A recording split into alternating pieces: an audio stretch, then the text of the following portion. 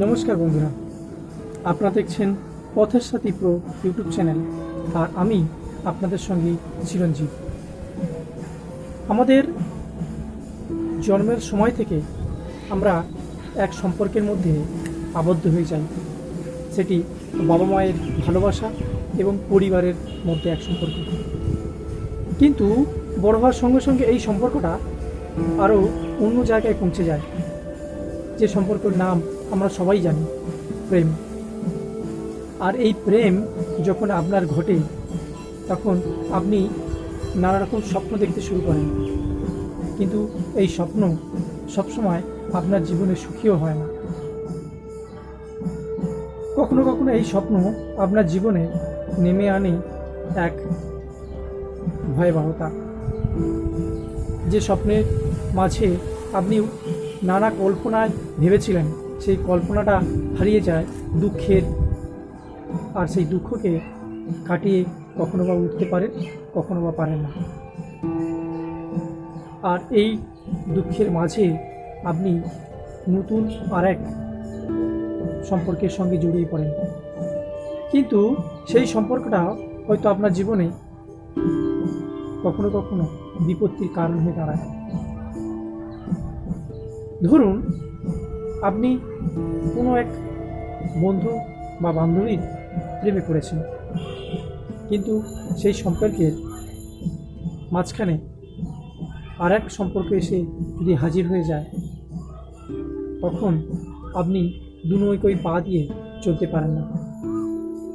হয়তো কিছু সাময়িক আপনি সেটাকে মেনটেন করতে পারেন, কিন্তু একসময় সেটা আপনার কাছে কষ্টকর হয়ে ওঠে। আর তখন আমরা একের পর এক মিথ্যে সম্পর্কের কথা বলতে থাকি, আর তার ফলে আমাদের নানা রকম অশান্তির সৃষ্টি হয়।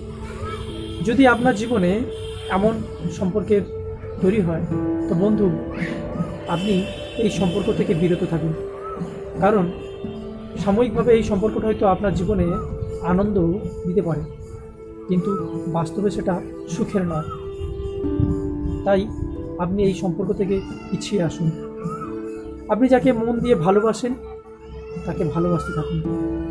হ্যাঁ, হয়তো এই সম্পর্কের মধ্যে মিসআন্ডারস্ট্যান্ডিং অনেক সময় হয়ে যায়, কিন্তু সেই মিসআন্ডারস্ট্যান্ডিংগুলোকে আপনাকেই ঠিক করতে হবে, যাতে আপনার এই সম্পর্কটা দীর্ঘদিন ধরে চলতে থাকে। কারোর জীবনে ঘটে গেছে আর এক বিপত্তি।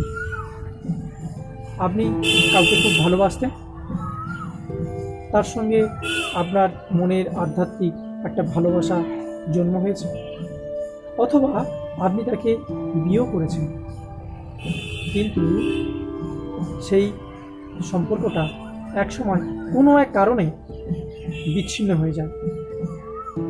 তখন আপনি আপনার জীবনে বাকিটা সময় কাটানোর জন্য আপনি নতুন এক সম্পর্কের মধ্যে আবদ্ধ হয়ে যান। তাকে বলেন আপনার জীবনের সমস্ত ঘটনা। সেই ঘটনা শুনে সে আপনাকে নিজের আপন করে বেছে নেয়, আপনাকে। চলতে থাকে আপনাদের সম্পর্ক, কিন্তু এর মাঝখানে আর এক বিপত্তি আপনার সামনে এসে হাজির হয়। দেখা যায় যে পুরনো যাকে আপনি ভালোবাসতেন, সেই বন্ধুটি আবার আপনার জীবনে ফিরে এসেছে। ফলে আপনি এখন যে রিলেশন বা সম্পর্কের মধ্যে আপনি রয়েছেন, সেই সম্পর্কটাও আপনি ছাড়তে পারছেন না, আর পুরনো যে সম্পর্কটা আপনার ছিল, সেটিও আপনি ছাড়তে পারছেন না। আপনি তখন দু নৌকোয় পা পড়ে টেনশানে ভুগতে থাকেন, আর তার ফলে কখনো কখনো আপনি এমন কিছু কাজ করে বসেন যেটি আপনার জীবনে খুব ক্ষতিকর হয়ে দাঁড়ায়। তাই বন্ধুরা, আপনি এর থেকে বেরিয়ে আসার চেষ্টা করুন। একটা কথা আপনি ভালো করে খেয়াল করুন, যে সম্পর্কের মধ্যে আপনি দ্বিতীয়বার জড়িয়েছেন, তাকে আপনার জীবনে সমস্ত দুঃখগুলোই আপনি জানিয়েছেন। সেই দুঃখগুলো শুনে কিন্তু আপনাকে সেই বন্ধুটি আপনাকে ভালোবেসেছেন, কিন্তু আগের যে বন্ধুটি ছিল, সে তো আপনাকে ভালোবাসেনি, কারণ আপনাকে বিপদে ঠেলে দিয়ে আপনার ভালোবাসাকে অ্যাভয়েড করে ফিরে গেছে। এখন হয়তো তার কাছে কোনো অপশান নেই, তাই আপনাকে ফিরে পেতে চাইছে। তাতে আপনি কিন্তু বড় ভুল করবেন, কারণ সে কিন্তু আপনাকে ভালোবাসে না, জাস্ট ইউজ করবার জন্য আপনার সঙ্গে কিছুটা সময় নাটক করেছে। তাই আপনার উচিত পুরনো যে সম্পর্কটা ওটাকে একেবারেই ভুলে যাওয়া, আর যেটা আপনার বর্তমান রয়েছে তাকে খুব ভালোবাসা, আর আপনার এই ঘটনাগুলো তার সঙ্গে আলোচনা করা। পুরনো যে সম্পর্কটা রয়েছে তাকে বলে দেওয়া যে আপনার জীবনে না যেন সে এসে ডিস্টার্ব করে, আর যদি বারবার বলা সত্ত্বেও ডিস্টার্ব করে তাহলে আপনি আইনি ব্যবস্থা নিতে পারেন। পরিবারের সঙ্গে শেয়ার করুন যাতে আপনার মাথাটা ফ্রেশ থাকে।